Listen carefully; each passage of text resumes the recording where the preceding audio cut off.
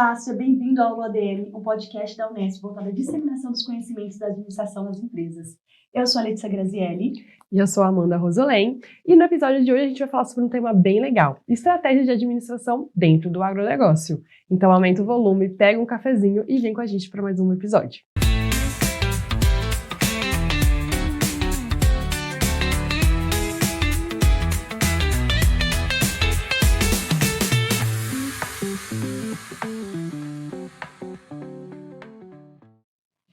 Para esse bate-papo, a gente recebe hoje o José Rossato. Tudo bem, José? Prazer ter você aqui com a gente nesse episódio de hoje. Olá, Letícia. Olá, Amanda. Olá, amigos do Alô ADM. Prazer estar com vocês e estou à disposição para a gente bater um papo. O José, gente, é da Coplana, né? Cooperativa Agroindustrial. É uma das principais cooperativas aqui do interior paulista. Tem uma forte produção de amendoim e também de cana-de-açúcar. E ele promove a inovação, sustentabilidade e fortalecimento de cooperadores. Falando um pouquinho sobre o histórico do Rossato, ele é produtor rural de amendoim e cana-de-açúcar, é formado em agronomia aqui pela FCAV, também fez toda a sua pós-graduação aqui dentro da nossa instituição, mestrado, doutorado, e hoje, inclusive, é professor aqui do nosso programa de mestrado profissional em administração e também dá aula em outras instituições, né, Rossato? Perfeito, Amanda. Você está super bem pontuada aqui. A gente fez a lição de casa. Super bem. Perfeito. Bom, então, hoje ele também teve já algumas experiências dentro da Coplana, né, como em alguns cargos de diretoria, hoje é secretário, se eu não me engano. Perfeito. Beleza. E ele também é diretor-presidente da Câmara Setorial do Amendoim do Estado de São Paulo. Grande responsabilidade, hein? Exatamente, Amanda. Essa Legal. responsabilidade foi passada pelo Viseu e a gente tem tido a oportunidade de representar a nossa cadeia, representar o setor e buscar um mapeamento das dores, o antes da porteira, dentro e após a porteira, unificando aí o discurso e buscando fortalecer o próprio setor. Legal, então é um serviço muito importante para, acho que todos os atores que fazem parte da cadeia produtiva do amendoim. Demais, que bacana. Demais. Bom, vamos começar então, com nossas perguntas. A gente tem primeiro uma dúvida que eu acho que muitas pessoas têm pensando já no começo desse episódio, que é o que é uma cooperativa agroindustrial e também qual a sua diferença comparando com uma empresa? Joia, é uma excelente pergunta, uma pergunta simples, mas uma profundidade muito grande. Uma cooperativa é quando você une 20 pessoas ou mais em torno de um mesmo propósito. Como vocês trouxeram aqui, o agroindustrial significa que são pessoas voltadas para a agroindústria. O caso da Coplana, como vocês citaram, é um exemplo de uma cooperativa em que você tem a produção desses produtores, desse grupo de produtores, e a industrialização das suas matérias-primas. Qual que é o diferencial de uma cooperativa? É você unir pessoas em torno de um negócio comum e, através dessa união, você poder fazer coisas que, individualmente, você não conseguiria ou teria um grande desafio em fazê-lo. Por exemplo, que produtor sozinho conseguiria levar o seu amendoim para a indústria global de alimentos? Ele conseguiria contratar um engenheiro de alimentos, contratar frete marítimo, olhar desembaraço de mercadoria no porto de Roterdã, falar holandês, inglês. Fazer teste de qualidade. Exatamente. É um grande trabalho em equipe, né? Exatamente. Para que certo. E para isso você tem uma base de custos. E esses custos, eles são, quando você tem uma cooperativa, rateados por esses produtores e você consegue ter uma melhor busca de outros mercados e fazer essa ponte com mercados mais exigentes. Isso nós estamos trazendo o exemplo do amendoim, mas serve para qualquer setor, qualquer cadeia produtiva. Por exemplo, um produtor de frango no Paraná, ele não conseguiria exportar pé de frango para o Japão. A partir do momento que ele está numa cooperativa e essa cooperativa consegue agregar esses produtores e aí proporcionar estudos que fazem sentido, promover a criação do frango de corte, promover os pintainhos, ração, veterinários, zootecnistas, administradores de empresa, veterinárias presentes, e mapear o mercado e olhar a oportunidade, consegue-se então exportar pé de frango para o Japão. Isso é muito comum nas cooperativas do Paraná. Então é isso que a cooperativa traz, ela é um modelo econômico que através das pessoas, através do social, você desenvolve os negócios. Legal, porque aí a gente vê como que o coletivo ele pode contribuir a todos. É importante, né? Isso, e aí ele vai atuações coletivas que vai ajudar os indivíduos, né, separadamente, assim, né? Então é muito legal a gente ver essas formas coletivas de organizações, das diversos tipos de produção. E aí, falando nisso, a gente tem outros tipos de formas de organização no campo, né? Como associações, sindicatos rurais, que também olham para esse coletivo. Qual que seria a diferença, então, quando a gente fala de uma cooperativa e quando a gente olha para esses outros tipos de organizações que também são coletivas? Excelente pergunta, mano. O sindicato é representação do setor e defesa. Tá. É um sindicato patronal, que seria o sindicato dos produtores rurais, é um sindicato patronal que ele vai defender o produtor rural. Dentro dos sindicatos, você tem o Sistema S, que é o Senar, que vai promover o serviço de capacitação, treinamento e aprendizagem do agro. Perfeito. Dos trabalhadores rurais, dos produtores rurais. Então, o sindicato, defesa do produtor. Cooperativa, nós acabamos de conversar. Associação. A associação, ela faz a representação da classe, mas, ao mesmo tempo, ela se torna um braço econômico, pode se tornar um braço econômico, entretanto, e aí nós vamos entrar muito na operação aqui, né? Mas a nota fiscal não pode sair em nome da associação. A associação não tem fins lucrativos. Certo. Então, ela representa o produtor, mas caso ela vá para a linha de comercialização, cada produtor tem que emitir a sua nota fiscal. O que ela fez? Ela só trouxe o poder da aglutinação. Tá. Por isso que a maioria dessas associações, elas vão mais no sentido negocial, no sentido de prover uma aglutinação da classe, mas não o braço econômico. A associação faz a representação, mas que não é uma representação sindical, mas é uma representação da classe produtiva em negociações. Mas não é ela a associação que está vendendo o produto dela. Ela está representando os produtores nessa negociação. Por exemplo, associações de fornecedores de cana. A associação faz o papel de negociação dos produtores de cana-de-açúcar, os fornecedores de cana, com a usina. As usinas têm as suas negociações com os fornecedores. A partir do momento que você tem uma associação representada por um grupo de produtores, você tem uma negociação com a possibilidade de ter melhores pontos sendo discutidos, ou seja, você tem a aglutinação dos produtores. Feita a negociação, cada produtor vai fazer a sua comercialização da matéria-prima cana-de-açúcar. A cooperativa, ela se apropria da mercadoria, faz a comercialização e via ato cooperativo distribui de acordo com o percentual que cada produtor comercializou. Entendi. E aí, se a gente for fazer uma comparação com organizações empresariais, seria aquela pessoa que faz a representação institucional, né? Exato. Da empresa, mas não necessariamente ela trabalha no comercial, ou trabalha ali no estratégico, na logística, enfim. Uma representação mesmo, pega então essa parte de associações. Isso, é advocacy. Ela vai falar sobre, mas sem entrar no braço econômico. Ela pode até prover algum serviço de alguma assistência técnica, alguma certificação via certificações internacionais, mas não é ela que está fazendo isso como braço econômico. Ela está simplesmente aglutinando produtores e fazendo com que esses encontrem os padrões de medidas, os padrões de comercialização, os padrões de certificação. Perfeito. Entra muito na questão de networking também, né? Ela traz isso para os produtores. Exato. Perfeito, legal. Network trabalhar também em conjunto, né? Sim. Para poder dar certo. Sim. Aqui nós estamos falando, tanto sindicato, associação e cooperativa são formas de você ter o coletivo como uma estratégia de aglutinar pessoas em torno de um bem comum e no final você tem algo muito melhor para todos do que se cada um fizesse individualmente a sua representação, a sua defesa e a sua comercialização.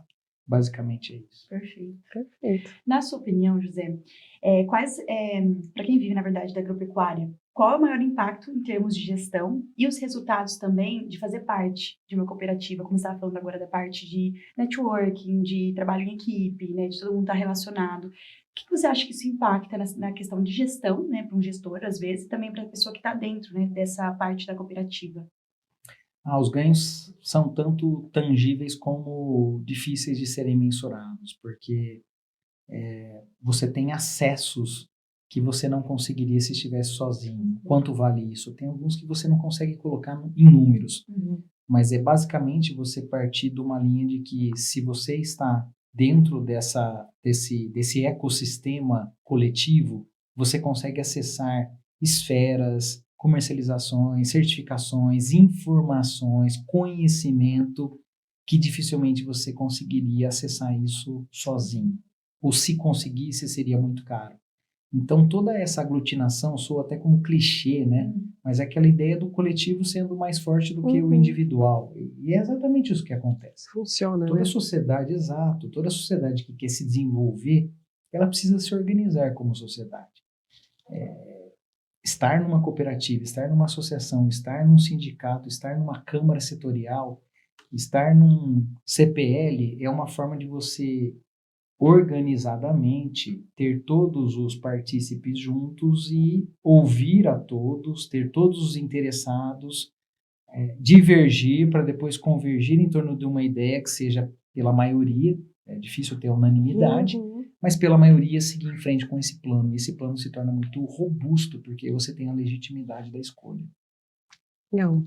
Bom, a gente falou um pouquinho, né, sobre essa questão Fica mais dúvida, vocês vão agro. me falando. Ah, Pode pode deixar. deixar. Mas tá A sendo bem gente- claro, a gente tá. pensa muito nessa Sim. parte. Acho que tanto a Mandia, quando ela tá nessa parte mesmo de veterinária, e também agora na parte do projeto que a gente tem, da parte de administração, a gente fala muito, né, bate muito nessa Fala. tecla de network, de trabalho em equipe. A gente faz muitos trabalhos relacionados, né, a gente da graduação, da pós, para ter realmente esse contato, pensando no futuro, né, na parte fora da faculdade. Né? Sim. Então, pra gente, assim, é praticamente mais amplo do que a gente tá vendo agora e vindo de uma pessoa que tá já englobada no mercado. Então, pra gente fica um pouco mais claro, sabe? Ouvindo algumas coisas assim.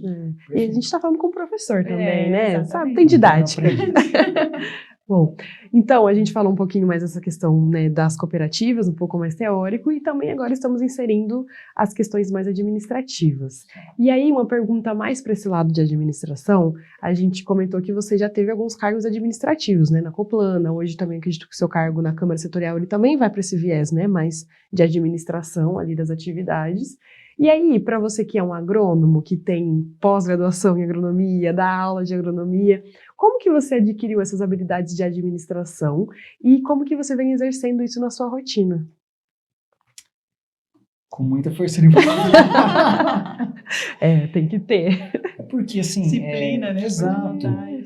Porque, assim, o curso de administração, e eu acho que você deve ter vivenciado isso na veterinária também.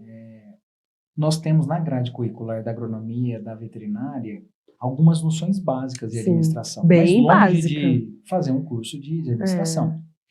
Então, na hora que você sai, você está formado em medicina veterinária, como engenheiro agrônomo, e você tem uma leve visão e uma caixa de ferramentas lotada para poder ser usada.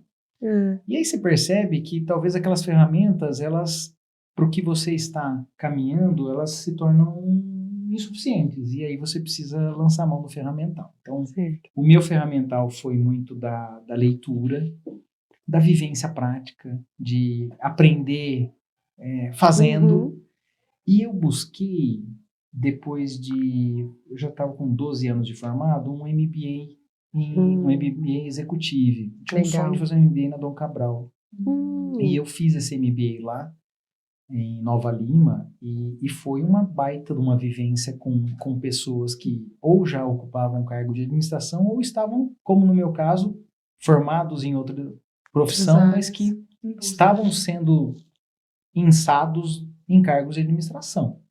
E foi o que aconteceu. Eu tive algumas noções e relacionamento com essa parte da administração num curso de MBA que me trouxe um pouco mais da teoria do que eu estava vivenciando há algum tempo na prática.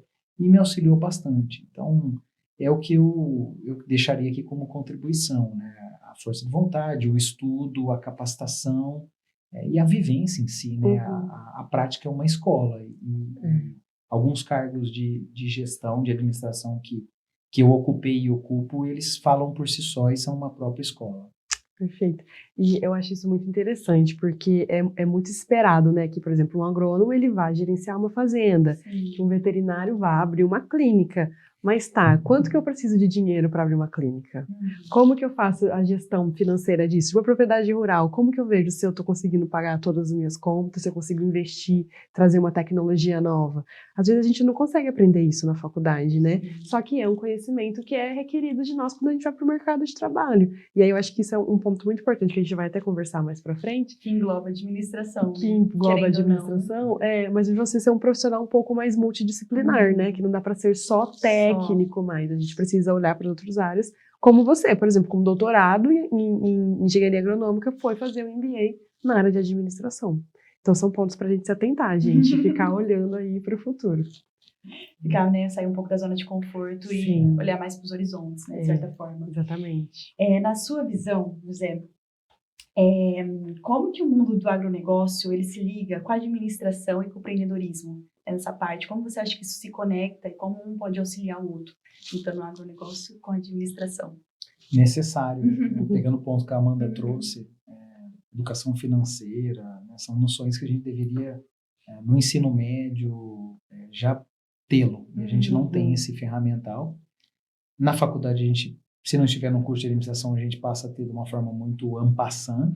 E depois você percebe que, como a Amanda comentou, todo negócio que você for se envolver, ele demanda de uma boa administração. E é sabido que as organizações elas não ficam de pé por um problema de gestão / governança ou sucessão familiar. Ambos são pontos da área da administração. Falar de sucessão familiar ou sucessão de uma empresa, nós estamos falando de administração, sobre governança, sobre processos. Falar sobre gestão e governança, nós estamos falando de administração. Então, qualquer negócio vai pedir a administração. Então, a conexão ela é intrínseca ao modelo, ela vem. Então, é necessário estar se capacitando para administrar um negócio, administrar uma propriedade, administrar uma empresa voltada para o agronegócio, estar num setor de uma empresa que seja ligado ao agronegócio, tudo vai girar em torno da boa administração. Muito bom, importante. Sim, e aí a gente tá vendo que a administração, então, é um curso bem chave, né? Tô olhando assim, bem estratégico. Tô feliz com o meu curso, gente. Tá contente com a sua escolha? Agora tô muito. Bom, mas realmente, né, no começo da faculdade, a gente tem essas dúvidas, né? Será que eu fiz? Ano, e a gente começa a entender o que tá passando na faculdade, começa a entender como que funciona tudo dentro e também um pouco, né, mais fora do mercado, olhando o que você aprende dentro das aulas. E também você vê que é um curso tão amplo que você fica tudo bem, mas para onde eu posso ir, né? O que eu posso fazer? E vai passando as aulas, vai passando o semestre, você começa a ver mais o que você tem de afinidade, assim, para fazer. E você começa a entender a importância real do curso. Porque eu acho que a maioria das pessoas, quando faz administração, é aquela coisa, eu posso trabalhar com várias coisas. E realmente, é um curso muito amplo, mas você pode se direcionar para algum lugar mais específico com o passar do tempo. Exato. Bom, e aí pensando num cenário um pouco mais atual, voltando um pouquinho na questão ali, né, das cooperativas, quais principais desafios estratégicos e operacionais que as cooperativas agrícolas precisam enfrentar hoje? Então a gente está falando de um negócio bem técnico dentro do agronegócio, mas que a gente precisa pensar nele também de uma forma estratégica e operacional. E aí deve vir bilhões de desafios, né? Como que vocês olham para isso lá? Bom, tudo começa quando a gente olha os três estratos, né, da visão estratégica, tática e operacional. Do ponto de vista operacional, são as ferramentas de gestão, de custos, e aqui principalmente pessoas, né, porque tem sido um insumo muito carente. A qualidade das pessoas.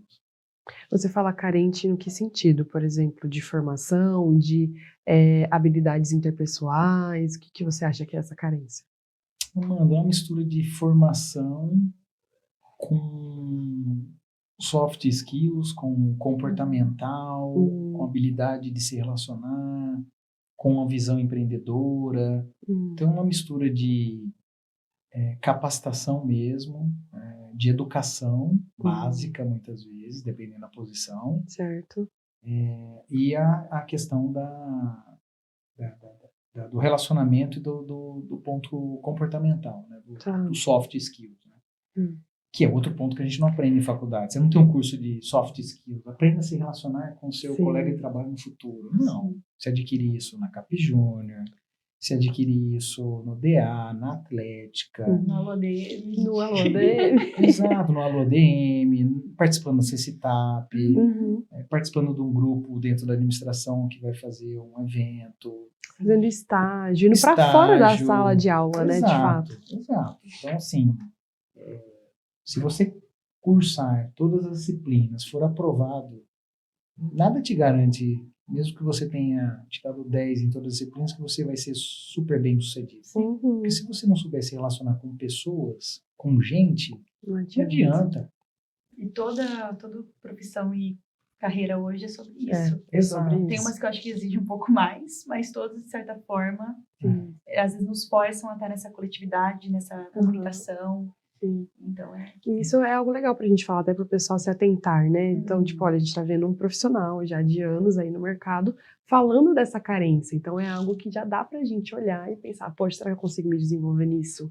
Além das questões técnicas que eu tô aprendendo, pra gente conseguir chegar um pouco mais preparado no trabalho, né, no mercado. E é ótimo que ele falou, porque, assim, a gente que chega, às vezes, agora na faculdade também, a gente tem essa questão de achar que não vai ser muito difícil, que a gente nunca dá conta, porque é tudo muito novo, e tudo que é novo assusta. Sim. Então, essa parte de você falar, assim, da questão do pessoal se interagir com a Atlética, ou com a CAP, ou com a Alô, né, seja o projeto que for, agora a gente vai ter semana de administração agora, né, então, qualquer coisa. É importante para já iniciar a faculdade pensando que você vai ter essa troca de networking, troca de comunicação, de experiência. É muito importante, que às vezes no começo a gente fica muito vinculado, né? Tem receio, acho que não vai dar conta de fazer mais do que as aulas, do que as provas.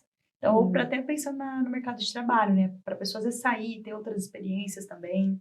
É verdade. Letícia, Amanda, se me permite, tem um ponto adicional nesse desafio, que é, pela primeira vez, a sociedade tem no mercado de trabalho 5 gerações convivendo mutuamente. Então, nós temos o menor aprendiz, que está entrando ali como estagiário, 16 anos, 17 anos, e você tem pessoas aposentadas, que estão lúcidas, entregando muito, começaram a trabalhar cedo, aposentaram cedo, a longevidade que o ser humano está tendo, estão lá engajados, entregando. São 5 gerações convivendo. Cada geração com um jeito de fazer as coisas e de jeito de se relacionar. Essa última geração, de 2010 a 2025, eles não são nascidas depois de 2010. Então, nós estamos falando, nós todos somos cringe aqui, tá bom? Aos olhos dos nascidos a partir de 2010. Joia, essa geração 2010 a 2025 terá ao final desse ano, 2025, 2,5 bilhões de pessoas. Num mundo com 8,3, 8,4 bilhões. É a maior geração que a humanidade já teve. Será a maior geração, aparentemente, porque nós teremos daqui a pouco um decréscimo populacional. Essa geração vai nos trazer líderes para as organizações em breve, que vão imprimir um novo modelo comportamental e de se relacionar e de equilibrar a vida pessoal, profissional. Tem um desafio aqui grande, é a primeira geração totalmente digital. Então, como equacionar isso? Nós precisamos estudar, precisamos se relacionar, precisamos entender o que essa geração pensa. Mas é uma geração diferente, como cada uma das gerações são diferentes. Então, tem esse ponto aqui que é o recurso humano. Do ponto de vista estratégico, aí é olhar dentro de um conselho. E aí o conselho é visão de longo prazo. Então, onde nós queremos chegar com o AlôADM nos próximos 5 anos? É uma pergunta básica de administração e de um planejamento estratégico para estruturar e dar uma visão de longo prazo. Onde estamos? Para onde vamos? Qual é o nosso propósito? Por que o AlôADM surgiu? Para onde ele vai? Onde nós queremos chegar?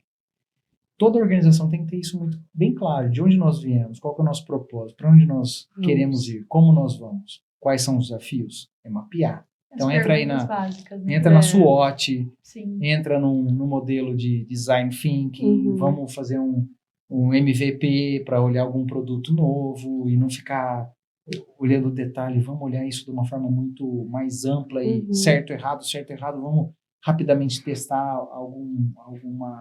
algum protótipo.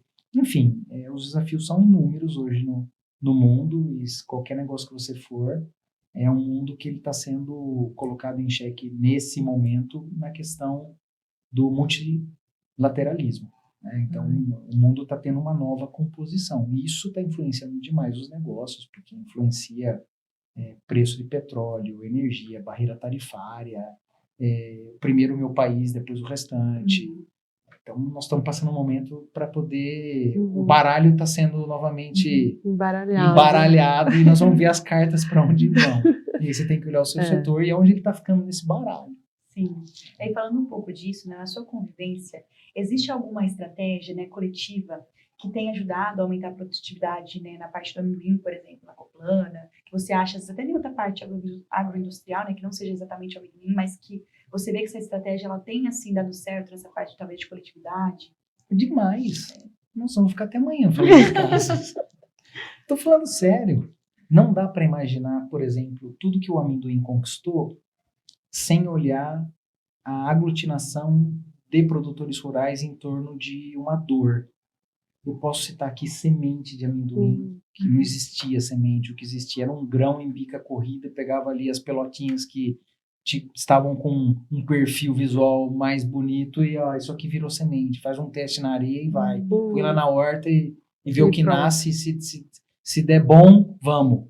Né? Se não der, depois a gente vê. Exato, um negócio muito tupiniquim. Poxa, você traz processos, você traz pureza varietal, você traz tratamento adicional de semente, você traz processos com controle de qualidade, você traz certificação, você traz de embalagens de sacaria para bag, você traz grafite na semente e você entrega germinação e vigor acima dos níveis mínimos que o Renasem, a legislação brasileira, pede. Nós podemos falar dos defensivos que pouco a agricultura possuía, principalmente o amendoim, transformado em minor crop, o que deu um pouco mais de leveza para o registro de novas moléculas. Nós podemos falar do acesso à exportação de grão de qualidade, que só foi conseguido a partir de 2001. Nós podemos falar de assistência técnica e a falta de agrônomos, porque existem faculdades de agronomia em que você conhece uma planta de amendoim num vaso, numa aula. Isso aqui é um amendoim. Conhece a cultura.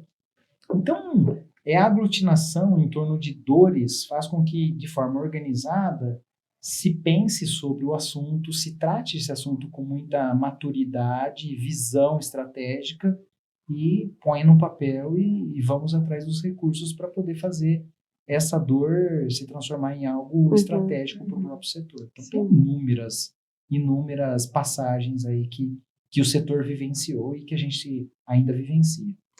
E aqui a gente está falando do amendoim, mas poderia ser qualquer outra coisa, né? Por exemplo, as cooperativas de leite, de café, enfim, fazem exatamente a mesma coisa, né? E olham para essas dores coletivas e buscam ali ações para conseguir resolver elas. Exato. Cooperativas do Paraná são um benchmarking para o cooperativismo nacional.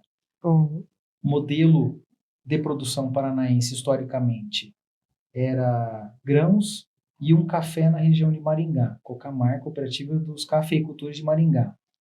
Veio uma geada, exterminou o cafezal, solo fraco. Poxa, o que a gente vai fazer aqui nesse ambiente? Traz a pesquisa, olha o solo, como a gente pode melhorar a fertilidade desse solo, investe em pesquisa, traz outras culturas, testa. Melhores produtividades de grãos hoje estão no norte do Paraná, em especial no arenito. Tá, mas nós vamos ficar no grãos, o módulo rural nosso é pequeno. Tá, e se a gente transformar esse milho, essa soja em ração e engordar frango? Ah, gostei. Então vamos fazer isso. A cooperativa, então, monta uma fábrica de ração, o produtor entrega o seu milho, leva a ração e nós vamos trazer os pintainhos para poder prover frango de corte. E vamos também financiar a construção de galpões para a criação desses frangos de corte. E vamos trazer financiamento também de longo prazo e com juros acessíveis. Joia! Começa a estruturar e o produtor de soja, milho, se transforma agora num exportador de frango. A cooperativa olha e fala, poxa, nós estamos falando de frango, mas no fundo é um modelo. Nós estamos falando sobre proteína animal. Vamos para o porco? Faz um Ctrl+C, Ctrl+V, Adapta o que é preciso. adapta, vê lá a ração, vê os medicamentos veterinários que são aqui para o porco, melhora a estrutura, aumenta. Produtor, quer entrar no porco? Está aqui o suíno. Exporta suíno. Vamos entrar agora no peixe? E essa é a onda do momento nas cooperativas do Paraná. Que Tilápia. legal. E aí, provimento de tilápia no mercado interno e externo, exportando filé de tilápia congelado em embalagens de 500 gramas, 1 quilo. A gente encontra no supermercado aqui em Jabuticabal. A marca Aurora é um conglomerado de cooperativas paranaenses que já estão em outro nível, ou seja, eu já aglutinei várias cooperativas que estão fazendo algo comum. Que tal associar isso numa central? Vamos trazer o Michel Teló para ser o promotor dessa marca? Porque agora você tem orçamento para isso. Traz o Michel Teló. Vamos trazer o Guga Kirten? Traz o Guga Kirten. Percebam como a gente saiu de um modelo de produtor de soja, milho, com 30, 40 hectares, que talvez ele não conseguiria sobreviver, nem estudar os filhos, e se torna um exportador de tilápia, suíno, de proteína animal. Você muda o jogo.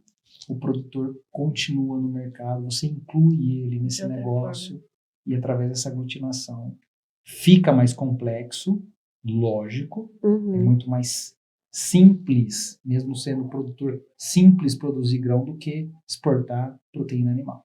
Sim. É muito mais simples a produção de grão do que me tornar um exportador.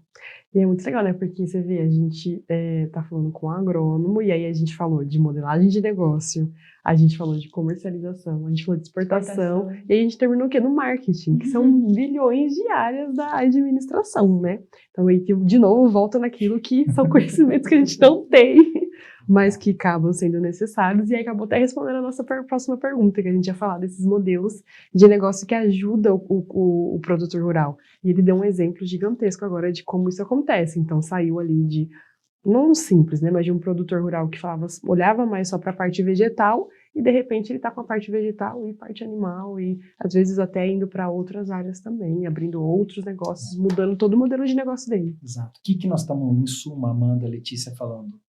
Dentro da cadeia de valor, o produtor sai de provedor de matéria-prima, de um setor primário, e vai aqui para a comercialização. Aqui nessa ponta é mais complexo, só que eu capturo mais valor do mercado, porque eu não estou vendendo uma saca de milho a R$ 77. Eu estou vendendo 500 gramas de tilápia a R$ 30, R$ 35.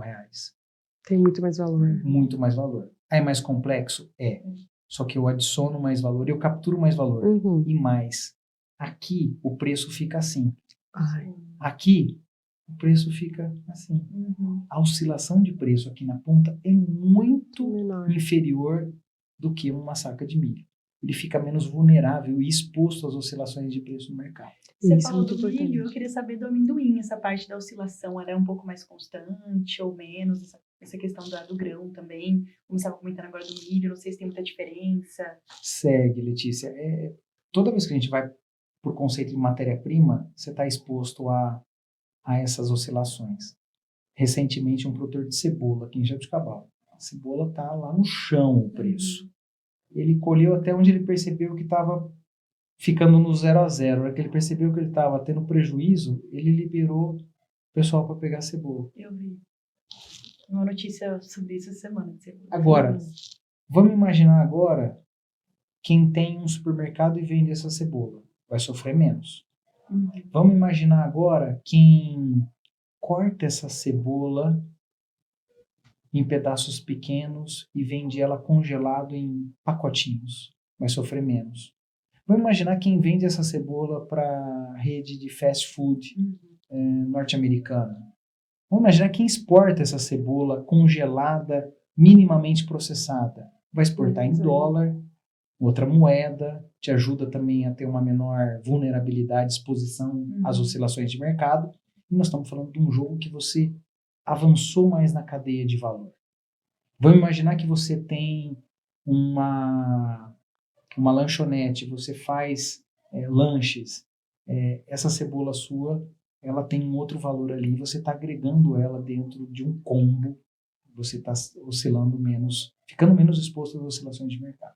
Então, sair do milho ou para o amendoim ou para qualquer produto agrícola e avançando na cadeia de valor, nós estamos falando sobre aumentar a complexidade, aumentar a necessidade de profissionalização, aumentar muitas vezes o funding necessário para você fazer investimentos à medida que você avança na cadeia agroindustrial, mas, ao mesmo tempo, nós estamos nos defendendo da exposição do mercado.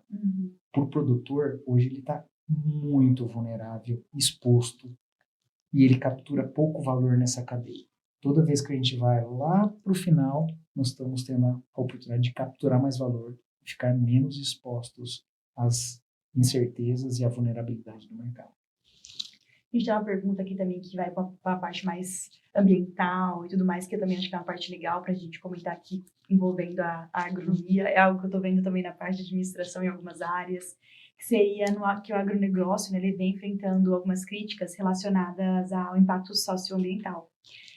Como cooperativa, né, para você adotar práticas que reduzem esses impactos, e como assim, se você poderia fazer isso mantendo ainda a competitividade, sabe?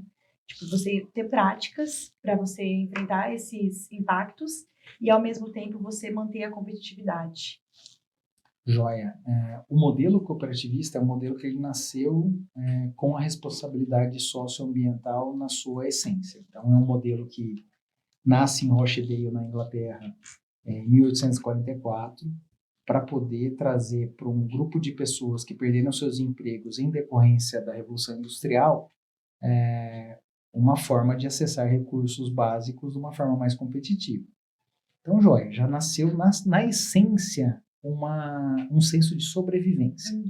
Então, em decorrência de perda de emprego, eu vou me unir a outras pessoas para poder, de forma aglutinada e organizada, acessar a compra de utensílios básicos para alimentação de uma forma mais barata, mais competitiva.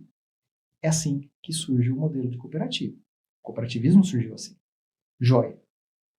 Isso acompanha toda a doutrina, e nós temos 7 mandamentos do cooperativismo, e um dos 7 mandamentos é a preocupação com a comunidade, o interesse pela comunidade. Então, uma cooperativa legal, no mundo todo, signatária ACI, que é a grande entidade que nos representa internacionalmente, na sua sede na Suíça, ela tem esses 7 mandamentos e toda cooperativa, então, segue esses 7 mandamentos. E um deles, desde 1995, de forma mais refinada, ele foi colocado para poder fazer menção a não se esquecer do interesse pela comunidade, para o seu entorno. Toda cooperativa que gera resultados, ela vai gerar esse resultado para o seu próprio cooperado, que está ali naquela região, naquele município. E aquela geração de renda, ela acaba levando para o próprio comércio, para os serviços do próprio município. Nós não estamos falando de uma empresa multinacional que está aqui, faz negócios, gera empregos, mas na hora de gerar o resultado, ele vai lá para Faria Lima, ele vai para Londres, ele vai para Nova York, onde estão os grandes headquarters das empresas globais, vai para Xangai, mas ele não vai ficar ali no município. Fica uma parte, mas não um todo. Falar de uma cooperativa é você deixar o resultado no local. Existe um estudo da própria Universidade de São Paulo sobre o impacto das cooperativas no IDH. Você muda o índice de desenvolvimento humano das pessoas porque você melhora a saúde, você melhora a educação, você melhora o acesso dessas pessoas aos recursos, porque você coloca recurso financeiro ali naquele município. Além disso, você tem projetos sociais que são capitaneados pelas cooperativas. Você tem 5% do resultado das sobras, que nós chamamos em cooperativa como resultado, para dar o tom de equilíbrio entre... nós temos um interesse econômico do ponto de vista de tem que trazer um resultado que seja positivo, tem que trazer lucro, mas não é lucro para te dar noção de algo financeiro de vou me enriquecer mais, mas sim de sobras, ou seja, o conceito é diferente. E a partir do momento que eu tenho essa sobra, 5% dela vem como alocação de orçamento para o próximo exercício para projetos sociais, educacionais. É o nosso FATS, Fundo de Assistência Técnica Educacional e Social. Que legal. Então, 5%. Isso é legislação. Não é algo, eu faço, você não. Toda cooperativa legal segue isso. E aí eu volto para o ponto inicial da sua pergunta. Qual que é a nossa responsabilidade? No mínimo, 5% já está dado. 5% do resultado vai ser alocado em projetos sociais, educacionais, para o cooperado, para o colaborador, para a família do colaborador, para a família do cooperado, para pessoas na cidade, a comunidade. Quer mais responsabilidade social e ambiental, essa preocupação em algo que já vem na essência dentro da DRE, da própria organização. E a gente está falando de muito tempo, né? 1995 veio essa regra, né? Exato. Então é há bastante tempo se preocupando com essa área social e ambiental. Ela já vem desde a concepção, mas em 95 virou uma a Aliança Cooperativista Internacional colocou, vamos colocar isso como um mandamento, um dos 7 mandamentos, e aí você acabou tendo uma melhor composição desse mandamento para deixar isso bem alicerçado. Perfeito. Bom, a gente comentou muito da questão de profissionais multidisciplinares, né?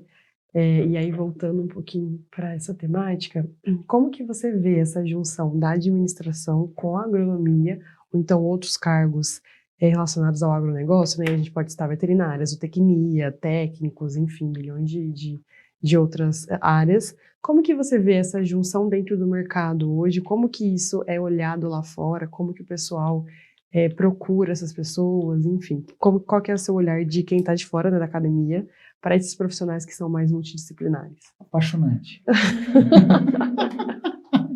Mas é apaixonante você poder unir áreas diferentes e poder ter a beleza da construção multidisciplinar. Eu percebo que assim, o mundo está caminhando para essa multidisciplinariedade. A pós-graduação, em alguns momentos, ela pode ser até uma armadilha que a gente precisa tomar cuidado, porque ela vai nos levando para o detalhe, que não tem como também ser diferente, porque se você quer responder uma hipótese, responder uma pergunta, você é levado para ser o PhD daquela pergunta, mas se você não tomar o cuidado de olhar o entorno e sair um pouco do microscópio e olhar, deixa eu ver o que está acontecendo com quem vai usar essa caneta e essa tampa que eu estou olhando, por que ela nunca foi alterada, ela continua sendo uma caneta super vendida ao longo de tanta inovação que foi trazida. Se eu não olhar quem vai usar a caneta, as cores da caneta, a tinta, a forma, se ainda vem com aquele buraquinho para colocar um fio, ainda vem sim, que eu estou vendo. A hora que eu descobri o que eu queria responder da hipótese dessa tampa da caneta, eu esqueci de ver todo o restante e eu não consigo fazer mais a conexão. E a velocidade do entorno está muito acelerada. E aí hoje 3 anos, 4 anos para um doutorado é uma vida para o entorno e para as inovações que têm acontecido. Então, a multidisciplinariedade ela é necessária, ela está presente. E estudar é necessário, uma pós-graduação é importantíssimo para quem tem a oportunidade de fazê-la, mas a gente não pode perder o olhar do contexto também. Todo. Aí, pessoal, grande dica, hein? Vamos começar a olhar para o todo. E agora a gente indo para uma parte também que a gente estava um pouco curiosa, foi uma pergunta que a gente acrescentou aqui. Sim, de última hora. De última hora. Só não combinaram comigo. Sim, vai ser surpresa. Só isso. Mas a gente conversou aqui no começo que você tem muitos cargos, você já passou por muitos cargos administrativos, já foi diretor-presidente lá da Coplana, está em outro cargo também hoje. E a gente queria saber assim, quais foram as suas experiências mais marcantes que você lembra assim, ao decorrer dos anos, talvez até como uma dica, né? Tipo, olha, passei por essa situação e eu nunca esqueci, ou às vezes nem uma dica de uma coisa ruim que às vezes se tornou boa depois de experiência, não sei, alguma coisa desse sentido. Tem uns 2 dias para a gente pensar, lembrar das situações. Vixe. Não me recordo de nenhuma assim que foi marcante agora assim de bate-pronto, mas eu sempre coloquei muito amor nas coisas que eu me coloquei para fazer. Nunca fui participar esperando algo em troca. Eu acredito que as coisas foram sempre muito natural assim para minha vida profissional e pessoal. Então, você tem a força de vontade, você tem brilho nos olhos, você ama aquilo que você faz, você estuda e procura fazer aquilo cada vez melhor. O resto vai vindo e é Flui, né? natural, flui. Então, assim, eu não me recordo nada que tenha especificamente marcado. Eu acredito que o que tem marcado tem sido esse grande aprendizado que tem sido participar das organizações e poder influenciar positivamente a nossa agricultura brasileira, a vocação do país em torno do agronegócio, e aprender mais sobre e poder também aprender e ensinar. Eu acredito que essa tem sido uma grande beleza e tem sido muito divertido. Que legal, né? Beleza. Não, você vê quando a pessoa gosta do que ela fala de uma forma até diferente. Né? E parece que às vezes nunca se torna 100% um trabalho, né? Porque eu acho que a gente gosta tanto que a gente faz mais do que às vezes seria só ali para trabalhar, enfim, para fazer acontecer. Eu acho que realmente flui, a gente gosta, a gente vai aprendendo mais, vai procurando mais, vai vendo outras experiências. Eu acho que vive até esse looping meio constante. Porque a gente gosta tanto que, tipo assim, nunca às vezes parece que é um trabalho. É uma coisa que você tem curiosidade, que você procura, que você quer aprender. Então, eu acho que só vai agregando com o passar do tempo. Escolhas uma profissão que te dê prazer e não terás que trabalhar um dia sequer. Então, é sábia essa frase. E é isso, é escolher algo que te dá prazer, brilha os olhos, levantar todo dia e falar, puxa, que bacana. Tem dia que você levanta e fala, nossa, faz parte, mas na média tem que ser mais dias bacanas do que dias penosos. Estudar mais, se capacitar, se envolver o máximo que você puder e o resto vem. O resto vem. Bom, e você falou muito também, quando a gente estava falando de cooperativismo, né, da questão das estratégias, tá, de um olhar para o futuro, de olhar para, enfim, 5, 10 anos para poder fazer ali as ações, né? Sim. E aí, como que você enxerga um futuro de um administrador que também se interessa por essa área da agronomia, e ao contrário também, né? Quem está ali na agronomia, mas também se interessa pela administração. Como que você enxerga essa relação para o futuro? O que você daria de dica para esse pessoal? Amanda, cada vez mais necessária essa relação. Estou falando sério. Sabe, porque está muito complexo os negócios. Muito complexo. Vamos olhar hoje na base, os nossos produtores. O principal desafio hoje de um produtor é insegurança jurídica. E é país. E aí, na maioria das vezes, ele é um bom produtor, ele aprendeu, ele sabe, ele conhece o solo dele, ele tem muita experiência, tem uma escola de agricultura ali.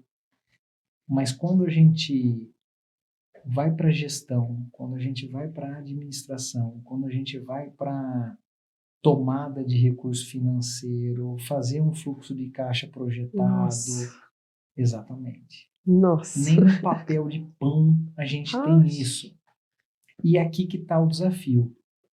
Respondendo à tua pergunta, como é que eu enxergo o futuro? Cada vez mais necessário. Porque nenhum negócio vai ser próspero se você não tiver uma boa gestão desse negócio, um bom planejamento, uma boa avaliação do resultado. Sim. Nós não estamos nem falando aqui de balanço ou ditado. Não, é simplesmente fazer uma receita-despesa. Simplesmente isso, ter uma assessoria jurídica, tributária que te auxilie. Se estiver numa cooperativa, numa associação, num sindicato, melhor ainda. Quer dizer, você tem ali uma base de advocacy e de pontes econômicas para te levar ao mercado. Está feita a fórmula para ter sucesso como produtor rural. Bom que ele já deu uma dica, que era uma coisa que ele pedia, mas ele já deu, então assim... Ele se adianta. Ele já pensou, assim, na questão do futuro e já o que a pessoa poderia fazer, de certa forma, né, hoje em dia, ou talvez pensando futuramente, então eu acho que é muito sobre isso. Perfeito. E aí, só para terminar, eu ia perguntar se dentro dessas dicas você tem alguma indicação de livro, podcast, filme, qualquer coisa, enfim, que você goste. De ouvir, de ler. Tenho. Podcast, o The Founders, seria bem interessante, tem algumas Legal. histórias de empreendedores bem interessantes. Conhecem, João? Eu já Eu acho vi que poucas não vi. coisas, mas ele é bem grande, né? Tem vários Aham. capítulos e vale a pena. Um livro, Caminhos de Mandela. Não conheço esse também. não. Vamos Isso procurar. conta a história de do próprio Mandela, que ela foi escrita por uma pessoa que vivenciou a vida do Mandela por algumas semanas, a pedido do próprio Mandela, Nelson Mandela, e depois isso culminou nessa biografia autorizada e que traz muito da riqueza e da perspicácia e do jeito que o Mandela tinha de liderar de uma forma muito aglutinadora. Então, seria a minha recomendação, Os Caminhos de Mandela. Perfeito. Já anotem, pessoal, que já anotou aqui que a gente também não conhecia. Sim. Bom, pessoal, esse foi mais um episódio do Alô ADM, podcast feito pelos alunos da graduação e pós-graduação da Unesp de Jaboticabal. A gente queria muito agradecer o José Rossato, né, por ter topado participar desse episódio com a gente, dessa nova temporada, vamos dizer assim. E a gente passa para você uma palavra final, para você falar um pouquinho do que você achou e tudo mais. Às vezes, como você já fez a questão das dicas, né, algo assim para os alunos que estão fazendo a graduação, né, pós-graduação aqui da faculdade. Nós já terminamos? Estamos terminando. Passa rapidinho, você viu? Eu acho que a gente já tem o quê? Quase uma hora? Já? Né, produção? Caramba! O bate-bola aqui foi muito bom. Foi. Bom, eu agradeço a vocês pela oportunidade. Minha mensagem seria de aproveitar o tempo. Certa vez, num estágio, o dono dessa empresa que eu fui estagiar, ainda na graduação, ele, antes de me receber para o estágio, ele falou: você sabe qual que é a melhor profissão do mundo? Ele era agrônomo, eu fazendo agronomia, eu falei: você é agronomia? Eu falei: agronomia? Ele falou: não. Eu falei: bom, então medicina, talvez pela questão da saúde. Medicina? Não, você não está entendendo. Eu falei: qual que é a melhor profissão do mundo?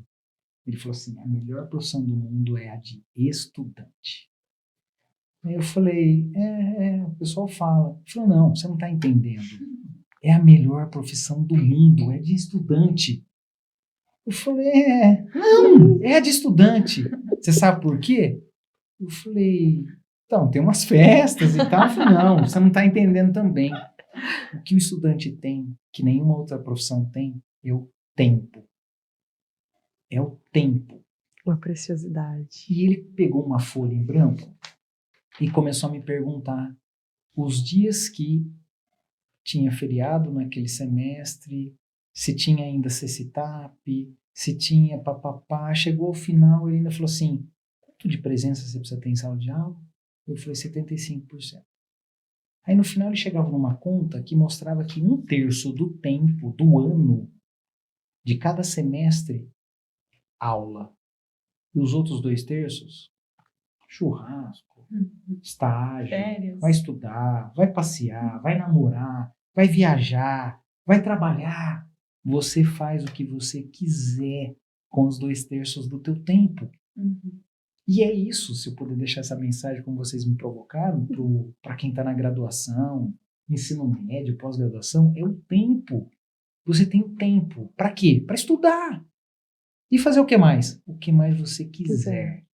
E aí, o que você quiser, tá com você a bola. É livre arbítrio. Você faz o que você quiser.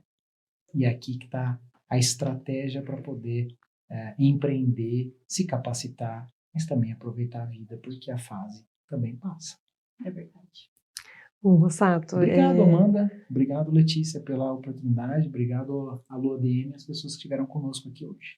Perfeito. Foi, eu acho que uma conversa incrível, né? Foi muito. Muito Obrigado. bom. Acho que a gente conseguiu conversar bastante, vários tópicos. E aí, junto também a administração, com a parte da agro aqui da faculdade, que é super forte, o pessoal adora. Sim. Então, acho que vai ser um bate-papo diferente para muitas pessoas conseguirem entender um pouco mais dessa junção da agro junto com a ADM. Isso aí. Acho bem legal. Bom, então mais uma vez a gente deixa o nosso agradecimento. Sempre muito bom ter o Rossato de novo aqui na faculdade. Ele vem sempre, gente. Ele tá em tudo. Chamou, eu venho. Graças a Deus, né? A gente A fica casa muito chama. contente. A casa chama. Não tem como, né? Das lojas, estamos A gente aqui gosta sempre. de se envolver. Sou muito grato à casa. Sou muito Perfeito. grato ao Unesp de Jaboticabal. Minha vida passou por aqui. E passa. Incrível. Acho que a gente nem comentou, né? Mas você fez a CTA aqui também, né? Fiz CTA, fiz Então, graduação, fiz é. pós-graduação. Agora é professor. Fui professor. professor, tem patrimônio aqui na Tem sua patrimônio. que é para poucos, tem uma né? dívida, tem uma Ah. dívida aqui moral, que é essa oportunidade, a educação. Ai, tá vendo? Tem uma dívida aqui para eu pagar. Que bonito. Mas, enfim, a gente deixa nosso agradecimento mais uma vez. Pessoal, esse foi o nosso episódio. Espero que vocês tenham gostado. Assistam até o final, curtem, comentem, mandem para outras pessoas que vocês acham que vão gostar também. Sigam a gente nas redes sociais, estamos no Instagram, estamos no TikTok. E esse episódio está completo tanto no YouTube quanto no Spotify. Então a gente se vê no próximo episódio.